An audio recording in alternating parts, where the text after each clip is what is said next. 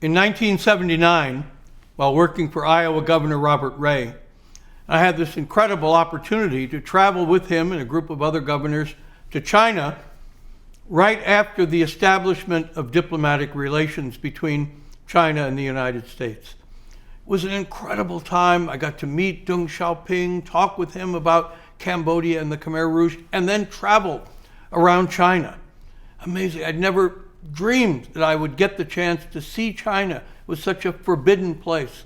And here I am on planes now flying off to Shanghai, standing down at the waterfront on the Bund, looking across at the empty Pudong Island on the other side, which 25 years later would be filled with the most towering, incredible buildings as China went through this massive economic development, free market economics being introduced.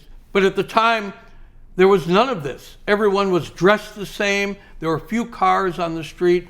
Maoist socialism was everywhere and in control. But the beginnings, the emergence of this new China that would develop under Deng Xiaoping was, you could see it there. I'm standing the Shanghai waterfront. I turn around and here's a political demonstration.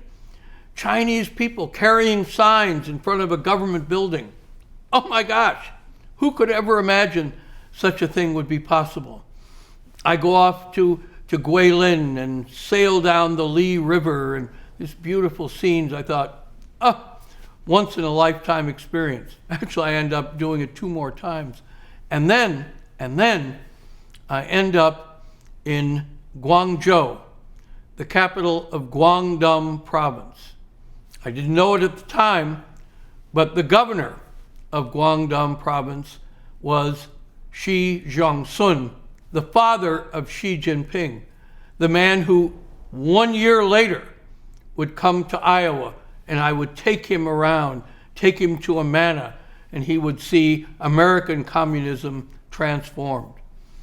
But at the time, Guangzhou just looked like every other part of China, except that when I walked into the hotel where international visitors were allowed to stay, kind of business person's hotel, and I went to the coffee shop, and there I was so startled, taken aback by what I saw.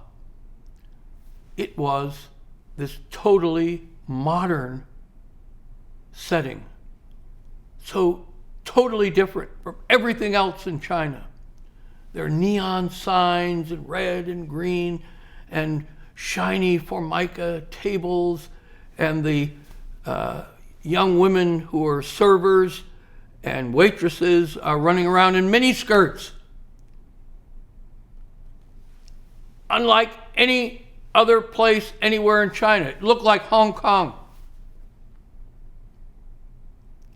And the Chinese other staff who were around this were so, you could see, so startled, so mesmerized by this new image.